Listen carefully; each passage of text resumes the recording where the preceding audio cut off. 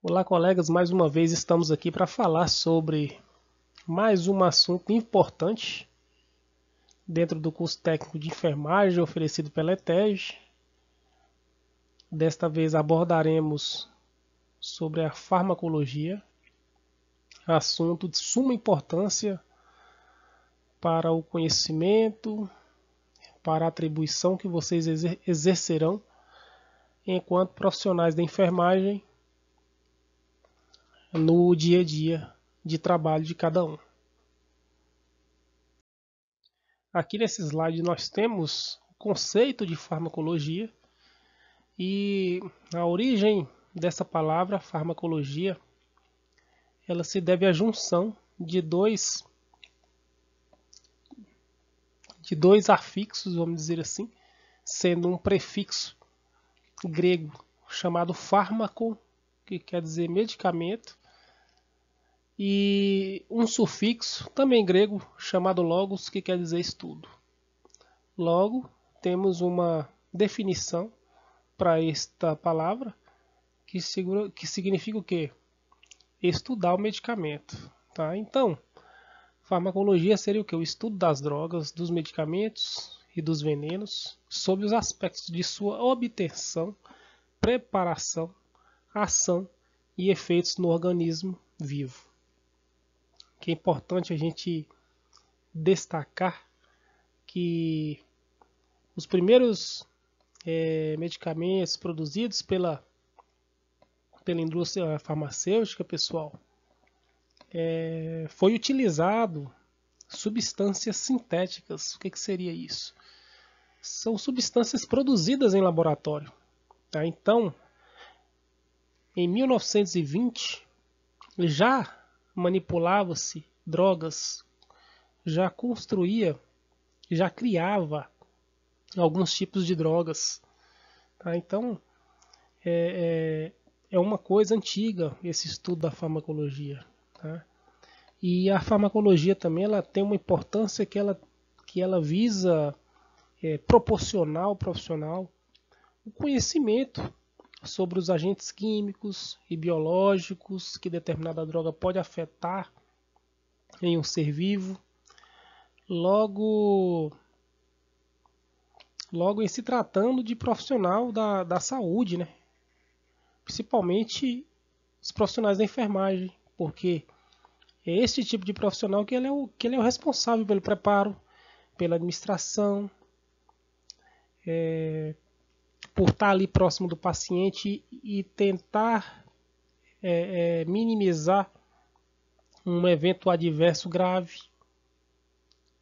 Então, o ato de medicar, ele pode sim oferecer alguns riscos. E esses riscos, essas adversidades, se elas forem intervidas precocemente, a gente consegue reverter o quadro daquele paciente o mais rápido possível. Tá? Daí a importância da gente começar a compreender cada droga, seu efeito, duração. A gente vai comentar sobre muita coisa aqui durante a abordagem deste tema que é a farmacologia e o quão importante ela é para a nossa profissão.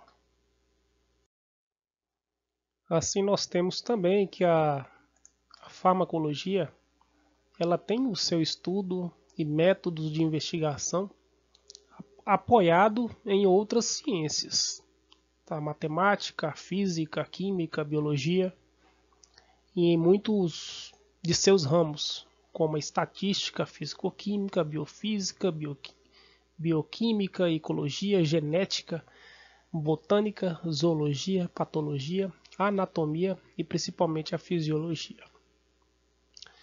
Do homem, dos animais, dos vegetais e dos micro-organismos.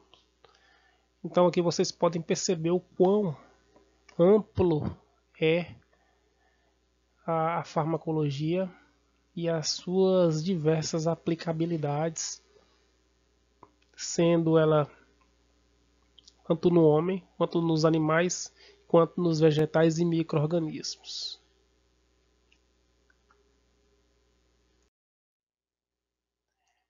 A maior descoberta da farmacologia, se não da medicina, no século XX foi a dos antibióticos, substâncias elaboradas por organismos vivos e utilizadas com o fim de destruir ou impedir o desenvolvimento de outros seres vivos de ação patogênica.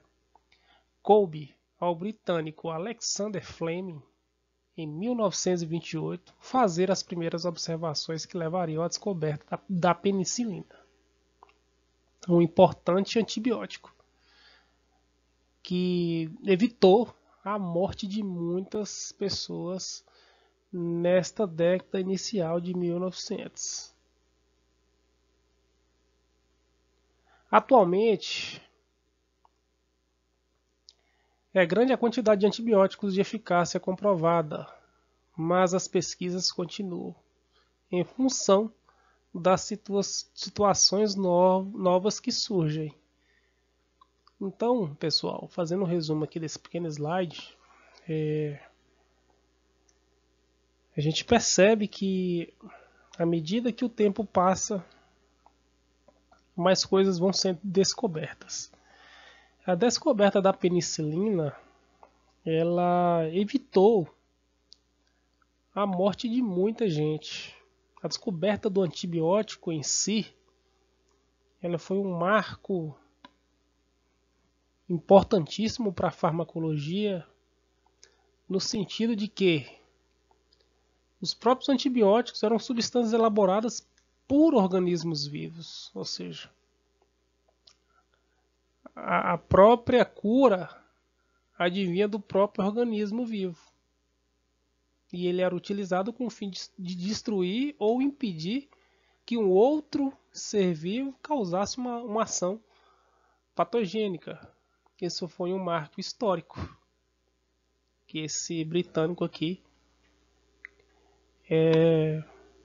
foi o responsável.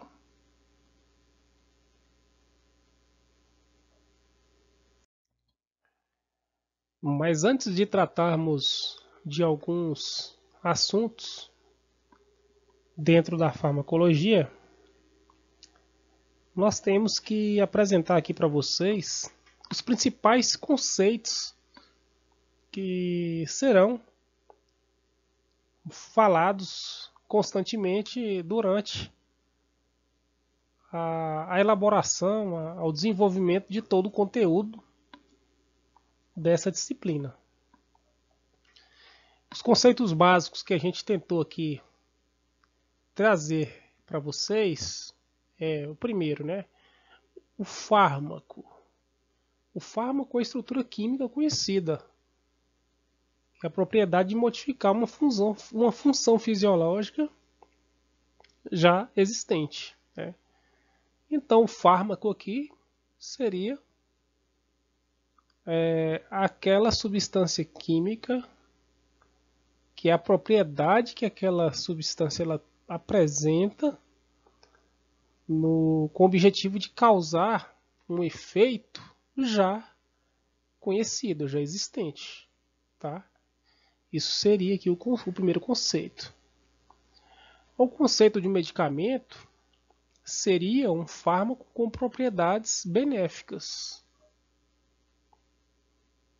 Porque nós temos um fármaco com propriedades maléficas também, né? Seria aqui um veneno, no caso.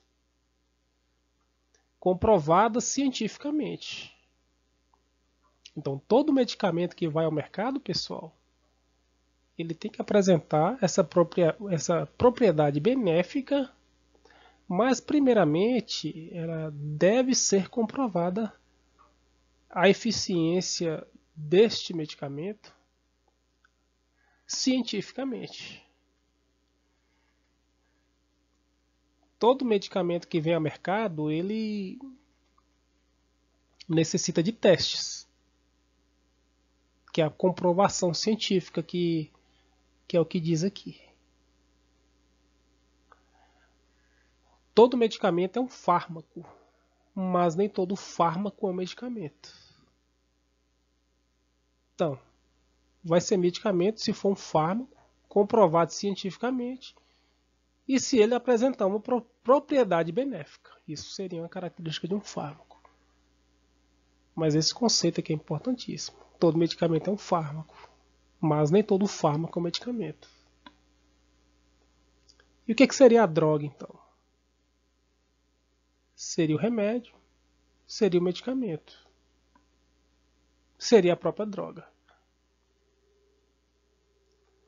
Assim nós temos o que? O remédio.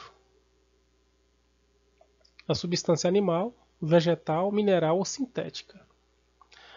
A origem do remédio, ela pode ser de um animal, a origem vegetal, de origem mineral ou sintetizada, produzida através de diversos estudos em laboratório. Tá? O procedimento também do remédio, ginástica, massagem, acupuntura, banho. Então os remédios também vão apresentar procedimentos objetivos diferenciados.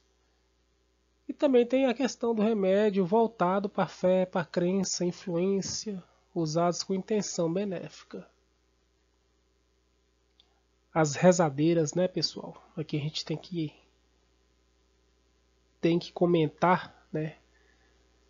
Quem mora aí em zonas rurais, em lugares em que ainda conserva esta fé e esta crença através da utilização de plantas medicinais, para que através dessa fé, através de uma reza, de uma crença, a pessoa doentia venha a ser curada.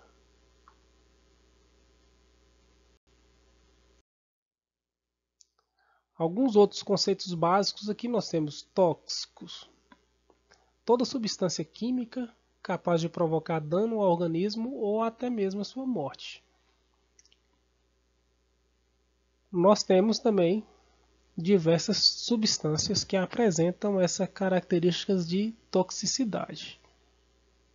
Então essa toxicidade seria o quê? A capacidade de provocar algum dano à pessoa. Pode ser um dano leve, um dano grave ou até mesmo a morte. Um outro conceito que a gente trabalha bastante, que vocês vão ouvir, é o placebo. Placebo, a palavra latina que significa eu vou agradar.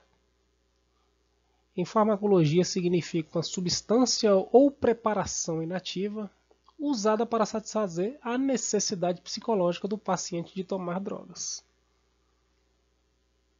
Esse efeito placebo é muito comum em pessoas que são dependentes químicas de uma determinada droga. E aí uma alternativa visando saciar psicologicamente o desejo daquela pessoa por aquela droga, uma determinada droga, e ele faz a substituição do que seria uma droga por um placebo. Que seria o quê? Seria um fármaco, seria um medicamento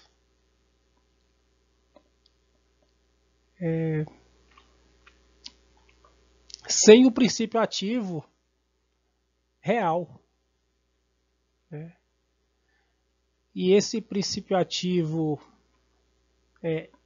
enganoso, vamos dizer assim, falso, faz com que a pessoa, ao administrar ele, tenha esta saciedade psicológica conseguida e assim ela não precisa do medicamento real. E este medicamento real pode até estar provocando uma dependência, um efeito a longo prazo ruim. Então o placebo serve para isso, né? Que é a substituição de um fármaco real por um medicamento, por uma fórmula, por uma substância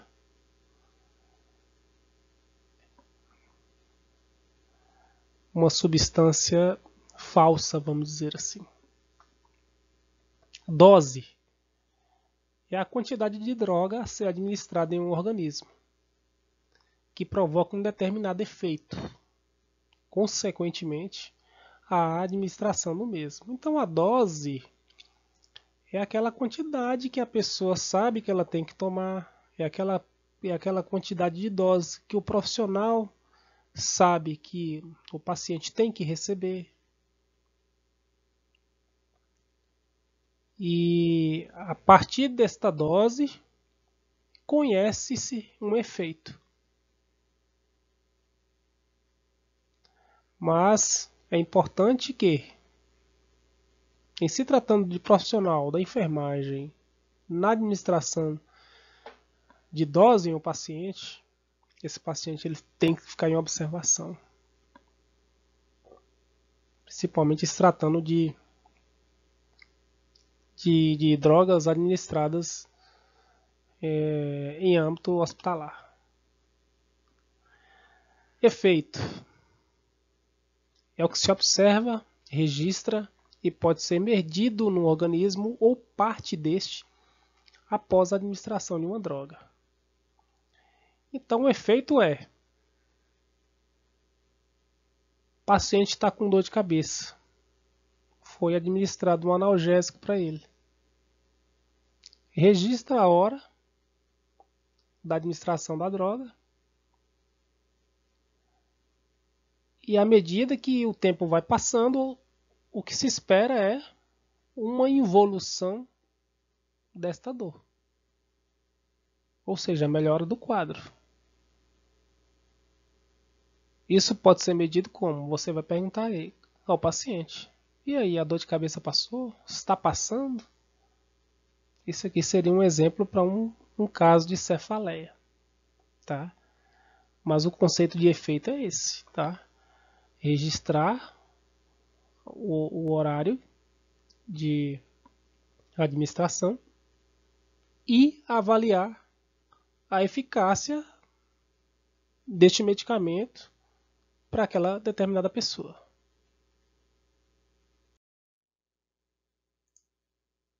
Mecanismo de ação é o que a droga faz a nível molecular para que o organismo apresente um determinado efeito.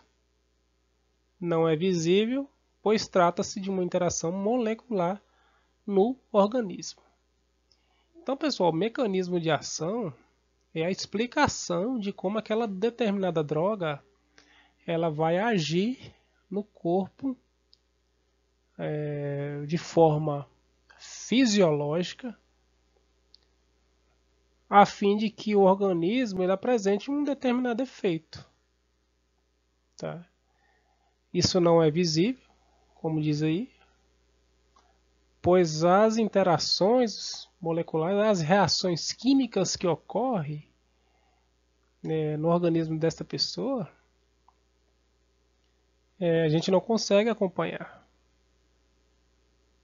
Tá? Então, o mecanismo de ação é importante sabermos também. O efeito adverso do medicamento.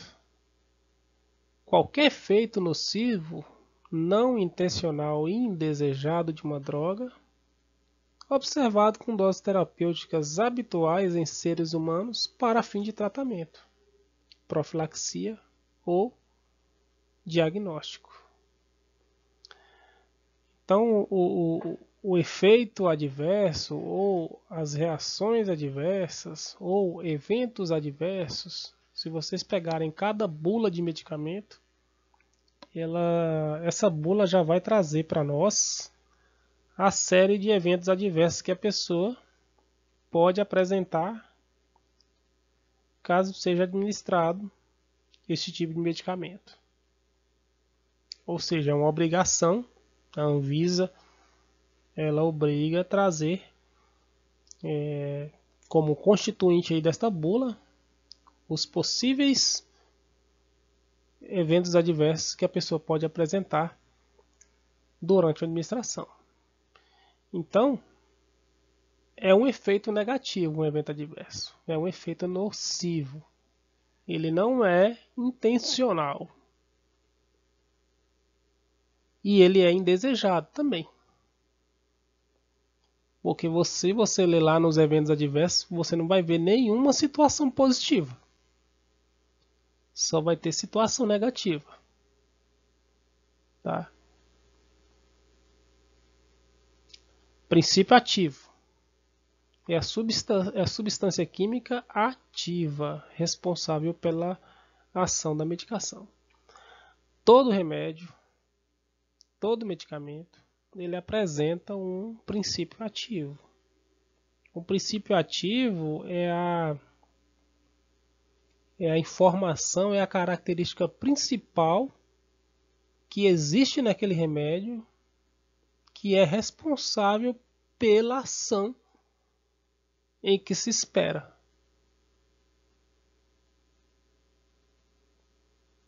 Então, trazendo aqui um exemplo para vocês, uma neosaldina, é um analgésico. E este tipo de medicamento ele é tomado, na maioria das vezes, quando a pessoa vem apresentando uma cefaleia, uma dor de cabeça. Então, ali dentro da neosaldina, nós temos um princípio ativo específico responsável por cessar a cefaleia, por reduzir essa cefaleia. Então, dentro deste medicamento, nós temos um princípio ativo em que a função deste, no caso da neosaldina, é cessar a dor de cabeça. Aqui também nós temos outros conceitos. Excipiente. O que seria o excipiente? Uma substância sólida ou pastosa que dá volume à fórmula. Não apresenta ação farmacológica e é inerte. O excipiente nada mais é do que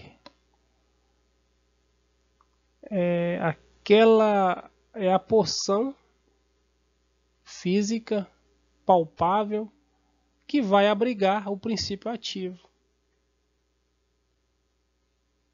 A cápsula é um excipiente. A drágia é um excipiente também. Os medicamentos encapsulados, eles apresentam em seu interior o medicamento responsável pela ação que se espera. Logo, a cápsula é um excipiente. No exemplo anterior que eu dei, a neosaldina, ela é uma drágia. A drágia é um invólucro gelatinoso e dentro desta drágia nós temos um princípio ativo que é o responsável por cessar, na verdade, para promover o efeito analgésico. Tá? Então, o excipiente é aquele material em que abriga o princípio ativo com o objetivo de proteger, né, e também não interferir na ação deste medicamento. Né? Ou seja, o que se espera de um excipiente é que ele seja inerte, que ele não venha atrapalhar a característica do princípio ativo. O veículo é a substância líquida que dá volume à fórmula, que também é inerte.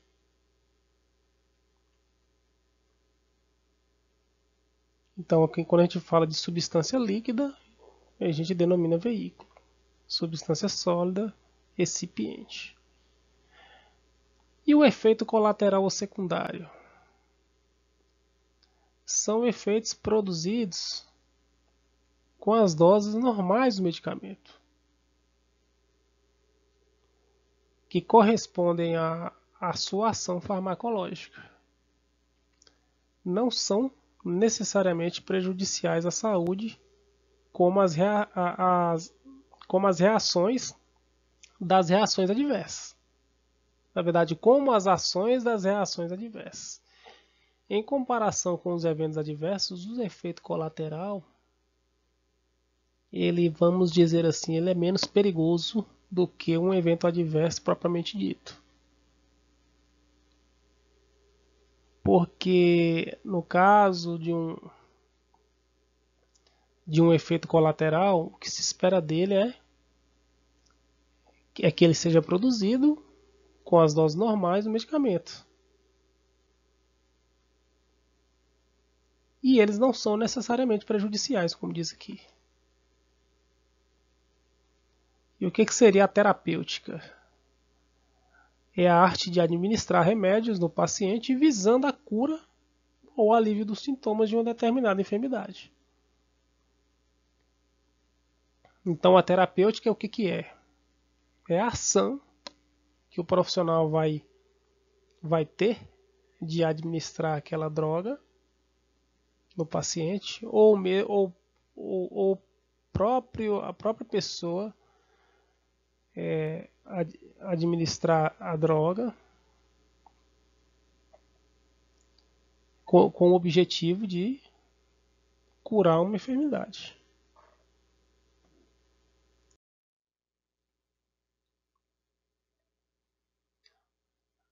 Aqui a gente traz alguns conceitos diferenciais dentro de um mesmo slide, tentando trazer para vocês o que seria um medicamento de uso interno, externo e parenteral. Quando a gente fala de um medicamento de uso ou droga de uso interno, a gente está falando daqueles medicamentos que podem ser administrados por via oral, que é este caso aqui. A administração, ao meu ver aqui, uma cápsula ou uma drágea. Uso externo, uso local ou tópico. Aqui nós temos uma cena de uma pessoa que cortou a mão e ele está administrando aqui um antibiótico de uso tópico, que a gente denomina uso externo. E a terceira imagem nós temos um medicamento administrado, a meu ver aqui,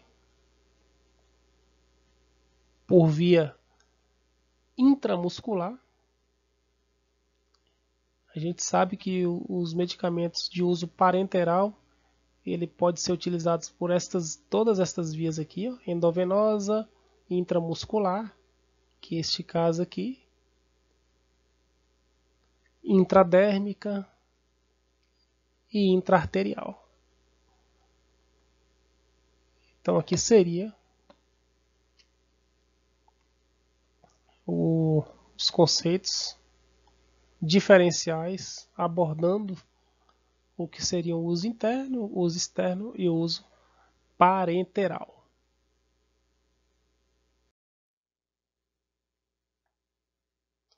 Aqui agora, pessoal, nós temos o conceito de tempo de meia-vida de um medicamento. Que quer dizer o quê? O tempo que leva a determinada concentração da droga para reduzir-se à sua metade. Todos nós sabemos que um medicamento, ao ser administrado, ele tem o seu efeito decrescente. Aquele efeito, depois de um determinado tempo, ele vai passar, ele vai acabar. Então, pensando nisso, para que possamos conhecer e estudar a duração de um efeito de determinado medicamento, quando nós temos essa curiosidade de descobrir o quanto ele dura no organismo de uma pessoa, a gente está falando da meia-vida, que é o tempo que ele leva para a concentração da droga reduzir-se pela metade. Já a vida média significa a duração média da concentração. Aqui já é bem diferente do de cima. Lá, no primeiro conceito, em meia-vida, a gente estuda o quanto de concentração vai reduzir pela metade. Na vida média, é estudado a duração média da concentração, que é o efeito total daquele medicamento, né, para aquela pessoa. A duração média da concentração. Pois aqui nós sabemos, assim como no conceito anterior, que todo medicamento ele tem um prazo de validade. A sua concentração no organismo ela vai reduzir. Então, quando a gente quer estudar quanto tempo vai durar aquele efeito, a gente está falando de vida média. E quando a gente fala de concentração plasmática das drogas, a gente está falando da concentração da droga no sangue após ela ser absorvida. Então, a concentração de plasmática das drogas a gente utiliza como parâmetro a concentração no sangue. Após aquela droga ser administrada, e a partir do momento que ela cai na corrente sanguínea, aí sim começa a investigação sobre essa concentração. Porque nós temos diversos medicamentos em que alguns vão levar um certo tempo para chegar na corrente sanguínea e outros, devido às diferentes formas de administração, ou seja, as vias de administração, nós vamos estudar mais na frente quais são as vias de absorção mais rápidas, mais lentas, e assim a gente tem uma noção de quais dessas vias apresentam uma rápida absorção, visando a gente garantir o estudo sobre essa concentração plasmática das drogas.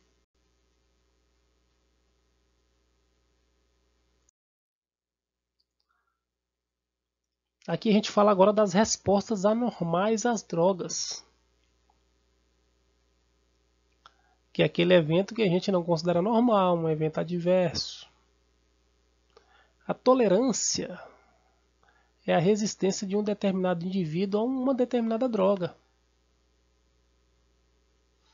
que se desenvolve a médio e longo prazo, sendo necessário um aumento progressivo das drogas para obter um efeito determinado. Pode ser adquirido ou congênito. Aqui na tolerância, pessoal, a gente tem um exemplo importantíssimo, que é bem comum, que são aquelas pessoas que fazem uso indiscriminado de antibióticos. Não tem droga mais perigosa do que antibiótico. Quem toma antibiótico de forma indiscriminada, ou seja, que não é receitado pelo médico, esse antibiótico indiscriminado pode levar à seleção de bactérias super resistentes. Se determinada pessoa faz esse uso constante, administra muito medicamento via oral, você pode ter certeza que o organismo deste paciente, desta pessoa, vai ser contido, vai estar contido de bactérias mais resistentes. Se essa pessoa vier a um quadro grave de infecção, a gente vai necessitar de um medicamento mais forte do que ele tomava anteriormente. Porque o organismo dele conseguiu selecionar tanta bactéria resistente que a gente vai precisar de uma dose de um antibiótico mais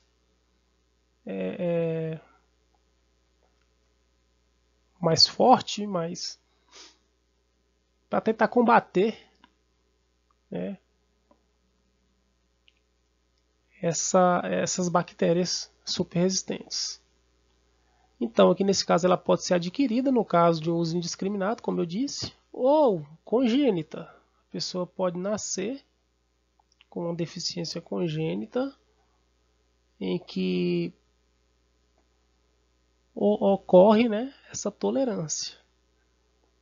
E a intolerância é o contrário, que é também chamada de hipersusceptibilidade. Quando um determinado medicamento ele é administrado e a pessoa ela apresenta uma resposta exagerada àquele medicamento. Esse caso aqui é de intolerância. Infelizmente, ele só é descoberto naquele momento em que é administrado. Então, para descobrir que é intolerante, precisa de uma administração. Aqui nesse caso de intolerância, nós temos alguns exemplos também que algumas pessoas apresentam intolerância à dipirona. E há muitas vezes essa intolerância ela apresenta algumas respostas, né? Alguns eventos adversos. Que também aqui nós temos, né, as alergias ou hipersensibilidade medicamentosa. Também cabe aqui o exemplo da dipirona,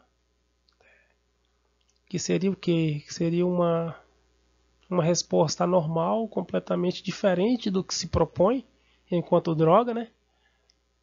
E que tem como mecanismo uma reação imunológica.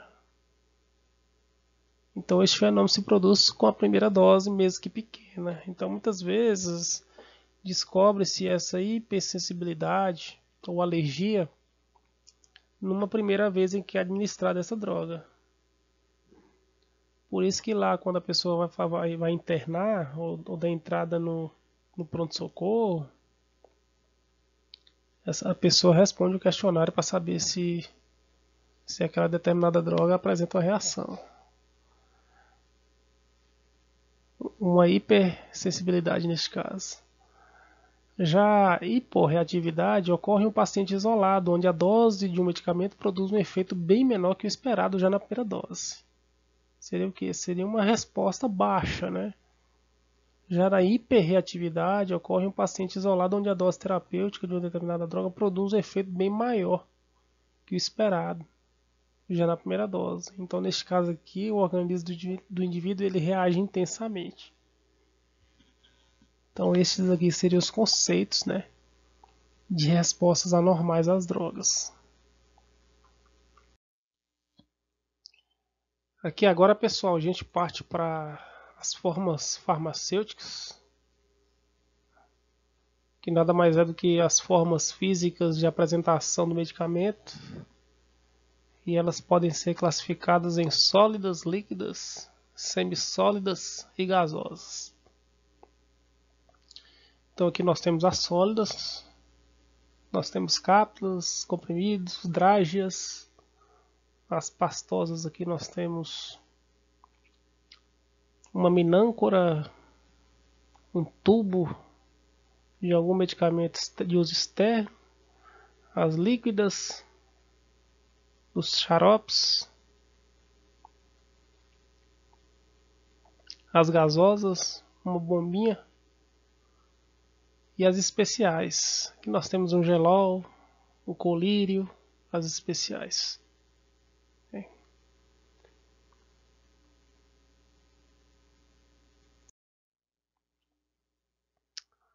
Aqui a gente fala agora dos componentes de uma formulação de um determinado medicamento ou droga. Aqui a gente volta a falar da substância ativa ou princípio ativo. Como já dito por mim lá anteriormente, esse princípio ativo ele representa o componente da formulação responsável pela ação. Então o princípio ativo é o que? É o real motivo de se tomar aquele determinado medicamento. Se é um medicamento para conter a dor de cabeça, vai ser o analgésico. Se é um medicamento para tentar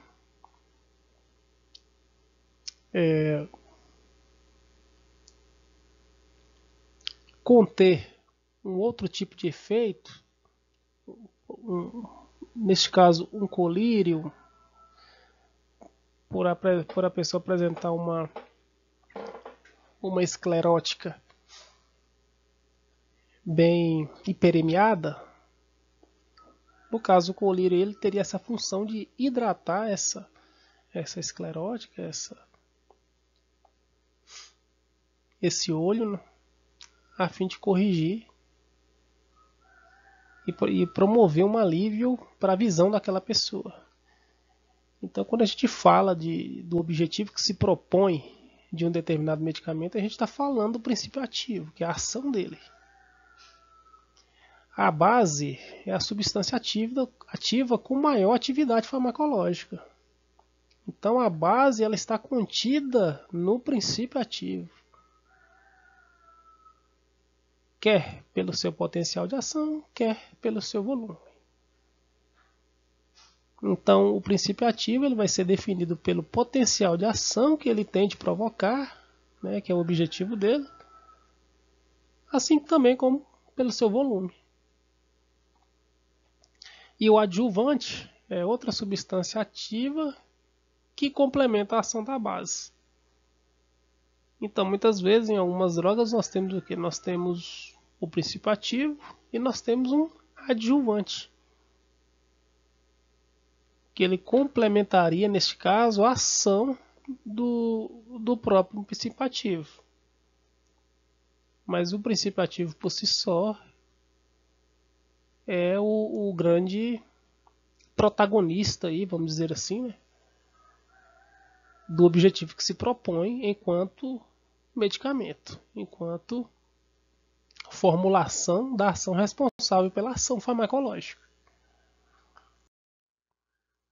Voltamos a falar do veículo ou recipiente, né, que é parte da forma farmacêutica que confere forma e volume, gerando maior estabilidade e a ação tem ação farmacológica. Né? Então o veículo ou recipiente ele tem essa característica de conferir forma e volume para aquele determinado medicamento ou droga. E ele também deve ser inerte. Ele não pode interferir na ação farmacológica do medicamento. E ele também é um intermediário, pois além da estabilidade física, que é a função de proteção do princípio ativo, ele também tem um objetivo de garantir a homogeneidade do medicamento. Então ele protege e ainda conserva a homogeneidade, que seria o quê? Seria a característica da substância química, né? Ele garante aquela forma, garante a ação e garante a proteção. Ainda dentro dos componentes de formulação, nós temos o componente corretivo. O corretivo seria aquele ingrediente encontrado numa formulação que visa corrigir o produto final em suas propriedades organolépticas e visuais. Que palavra estranha, organolépticas e visuais. e está falando de edulcorantes e corantes. Bom, vocês vão entender aqui agora que o corretivo, pessoal, nada mais é do que alterações que conferem sabor agradável à preparação. Um exemplo clássico é xarope infantil. O xarope infantil geralmente ele tem um sabor adocicado e ele apresenta uma característica também colorida. Então esse sabor adocicado nada mais é do que para conferir um sabor agradável para que a criança aceite aquele medicamento. Assim como nós temos os corantes. Eles conferem também cor às formas farmacêuticas. Por isso que nós temos alguns xaropes aí, principalmente os infantis, que eles são adocicados, chegam até a ser gostoso tomar ele. Então, quando a gente fala dessas características de alteração de sabor e de cor, a gente está falando de característica corretiva que confere isso a muitos medicamentos.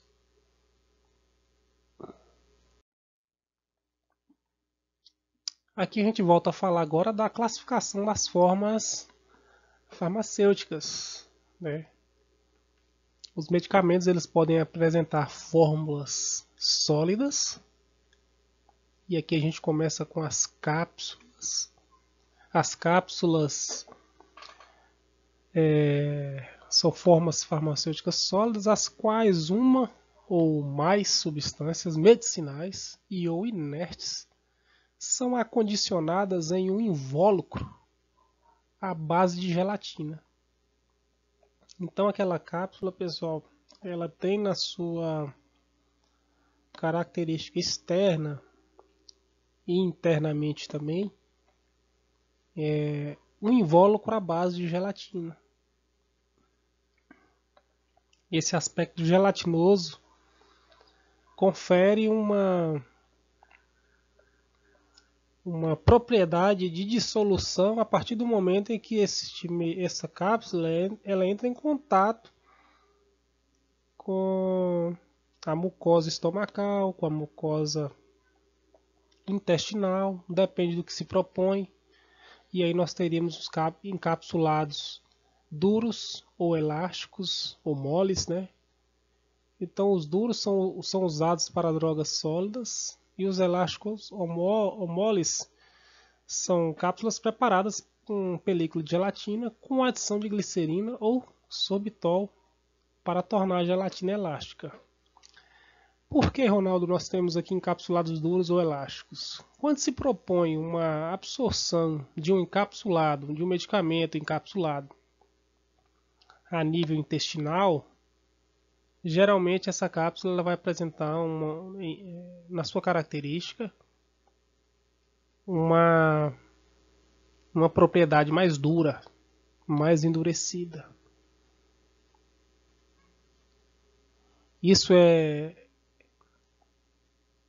O objetivo disso é fazer com que essa cápsula ela não sofra, para que não haja ruptura desse encapsulado a nível estomacal, a partir do momento em que essa cápsula chega ali no estômago e o suco gástrico liberado pelo estômago não seja capaz de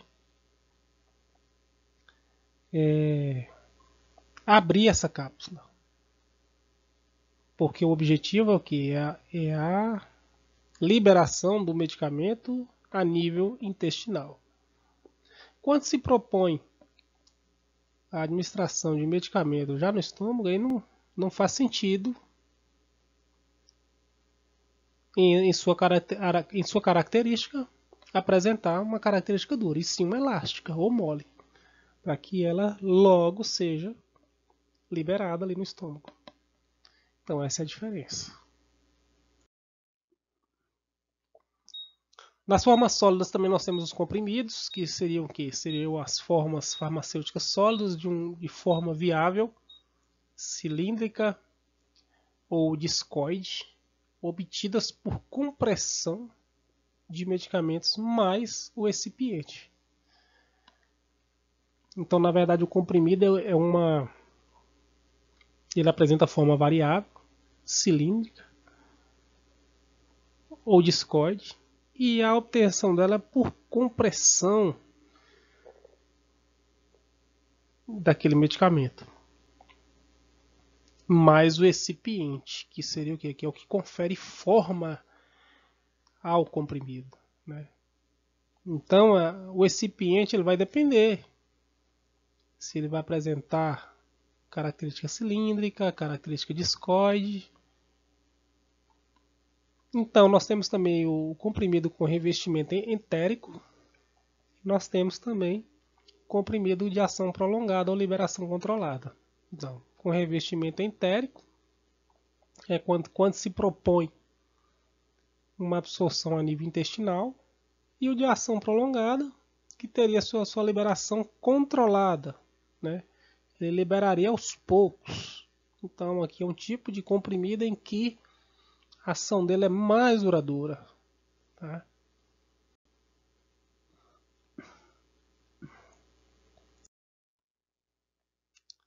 Nas formas sólidas ainda nós temos as drágeas.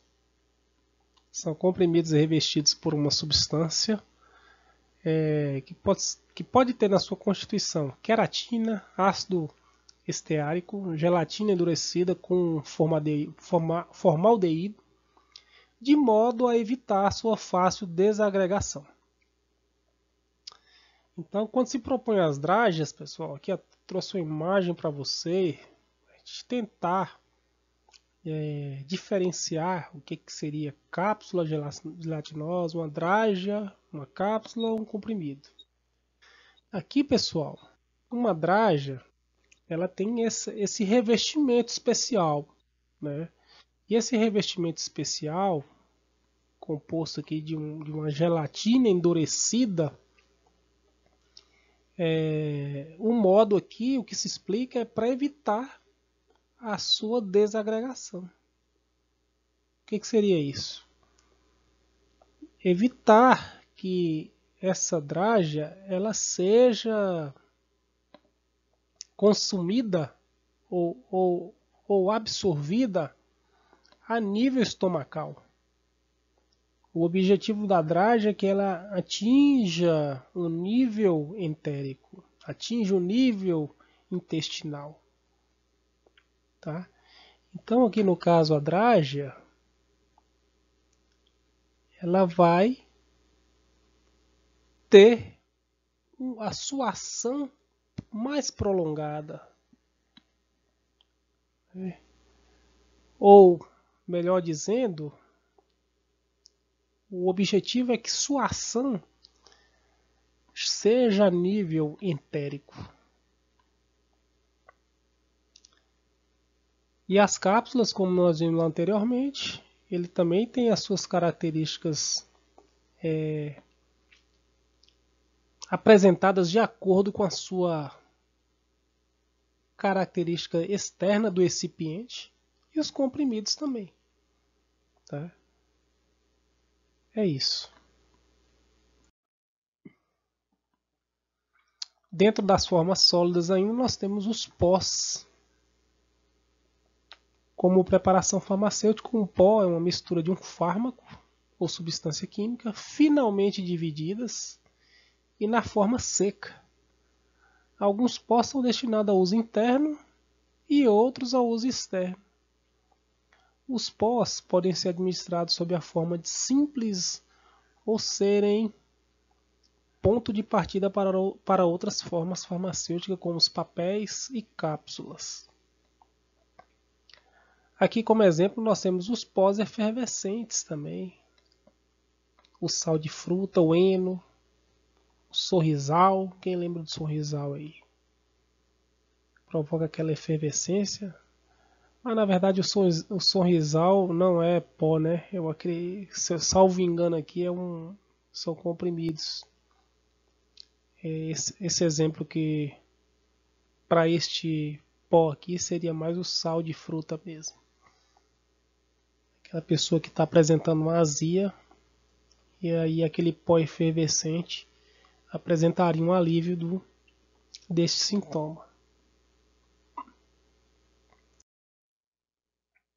Ainda nas formas sólidas, nós temos os óvulos e os supositórios. Os óvulos são formas farmacêuticas obtidas por compressão ou moldagem para aplicação vaginal, onde deve se dissolver para exercer uma ação local. O recipiente em geral é a glicerina.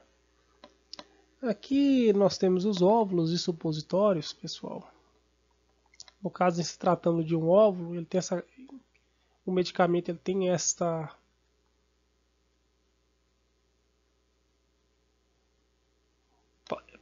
ilustração. Este é o desenho de um óvulo.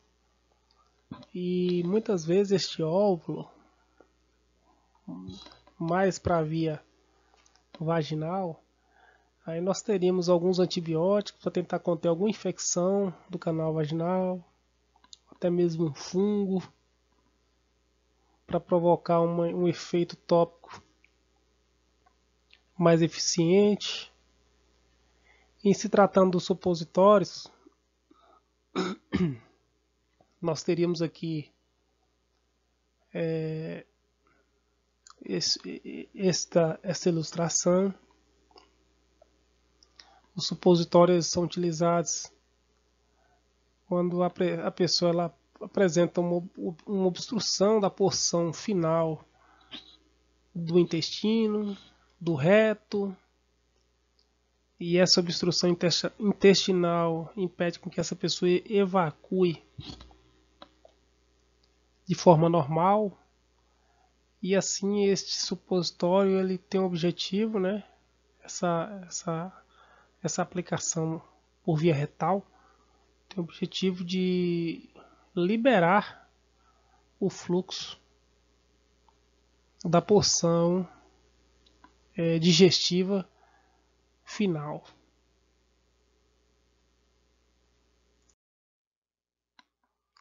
Aqui a gente fala agora das formas pastosas, que são as pomadas. São preparações farmacêuticas de consistência pastosa, destinadas ao uso externo, contendo uma ou mais substâncias terapeuticamente ativas, incorporadas a recipientes adequados. Nós temos os géis também, que são misturas semissólidas que se liquefazem quando aplicadas na pele. E as pastas são pomadas espessas devido à grande quantidade de pó insolúvel que veiculam cremes, que é o tipo de preparação em que o recipiente utilizado é uma emulsão do tipo água-óleo, creme, né? Ou óleo-água. Vai depender muito do que se propõe enquanto tratamento através do creme.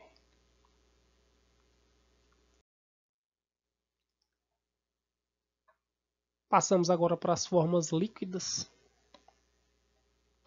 que teríamos aí os xaropes, que são as fórmulas líquidas em que a substância ativa ou princípio ativo ele pode estar sob a forma de pó ou líquido e se encontra dissolvido numa solução aquosa açucarada. Nós temos também as soluções, que são misturas homogêneas de duas ou mais substâncias ativas. Ela pode ser normal ou sólida. Em solvente líquidos, seria normal e água. Os elixires são preparações de fármaco num solvente alcoólico. Aqui nós temos um exemplo, pessoal, dos elixires, aqueles listerines, que é aquele líquido refrescante que é utilizado após a pessoa realizar a higienização bucal, né, escovar os dentes, muitas pessoas compram aquele Listerine. E aquele Listerine, para quem aí já provou, ele provoca uma queimação na boca, né? Devido ao álcool existente nele. E aquilo nada mais é do que um solvente alcoólico. Porque o álcool ele ajuda no combate na morte das bactérias, de todos os micro-organismos que podem estar provocando uma cárie em uma pessoa. E as loções, que são as soluções em que se impregnam na pele, veículo, é aquoso e usado sem fricção. Sua fluidez permite aplicação rápida e uniforme sobre uma ampla superfície. Aqui nas loções nós temos as loções pós-barba, né? Geralmente os homens ao fazerem as suas barbas, a pele fica um pouco irritada, né? Após a passagem da Gillette. Então existem algumas loções que conferem um alívio, uma refrescância à pele após o procedimento de realização da barba. Então aqui permite, né, tanto para fazer a barba quanto para passar a própria Gillette para ela correr com mais facilidade, né? A fluidez permite a aplicação rápida e uniforme sobre uma ampla superfície, justificando aí um melhor manejo quando se deseja fazer esse tipo de coisa. Nós temos ainda as emulsões, que é uma forma farmacêutica líquida de aspecto cremoso, feito com mistura de um líquido com óleo. Utiliza-se agentes emulsionantes como a goma arábica e a gelatina. Aqui nesse exemplo também muita gente vai lembrar da emulsão Scott, que é aquele trem horrível, com gosto horrível, que tem uma imagem de um homem carregando um peixe nas costas. Eu acho que muita gente já deve ter experimentado a emulsão Scott. E ela tem essa característica de emulsão. A suspensão, que são formas farmacêuticas que contêm partículas finas da substância ativa em dispersão, relativamente uniforme, deve ser agitado antes do uso. Aí nós temos um exemplo, lei de magnésio. Extratos fluidos, que nós temos aí uma solução hidroalcoólica de constituintes solúveis de drogas vegetais, onde 1 ml representa 1 grama. Aqui nós temos os diversos medicamentos em que se utilizam algas marinhas como diversos tipos de tratamento. Injeções, aqui são as preparações estéreis de soluções, emulsões ou suspensões destinadas à administração parenteral. Aqui nós temos as vacinas, as injeções, administração de anticoncepcionais, administração de analgésicos.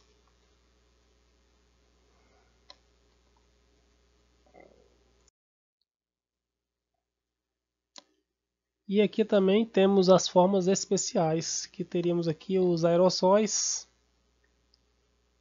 que aí se caracterizam por constituírem um nevoeiro não molhante, formado por microgotas.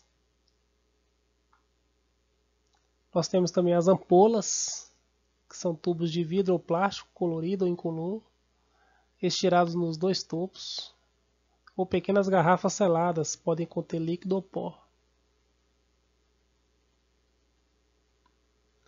E os sprays, que são semelhantes aos aerosóis, mas o diâmetro da partícula é maior que meio. Aqui nos aerossóis, vocês podem perceber que o diâmetro compreendido é de 0,05 e 0,2, bem pequeno. E aqui nos spray, o tamanho é maior. seria o diferencial entre um e outro. E aqui, pessoal, nós temos a nossa bibliografia, onde a gente extrai a preparação de tudo que a gente traz aqui para vocês. Sempre falo para vocês que é importante vocês utilizarem pelo menos 3 bibliografias diferentes, no mínimo, para poder comparar o que um autor fala, o que o outro não fala. Isso engrandece o conhecimento de vocês, contribui também para o senso crítico de cada um de vocês, para que não fique apenas estudando a apostila que é destinada a vocês pelo curso, ou estudar apenas por este slide que eu trago para vocês. Na verdade, este slide é um resumo, um pequeno resumo para que a gente possa comentar de forma simplificada para vocês. E é isso. Fica a dica aí de pelo menos 3 literaturas, no mínimo, para aquisição de conhecimento de vocês. É isso. Até a próxima.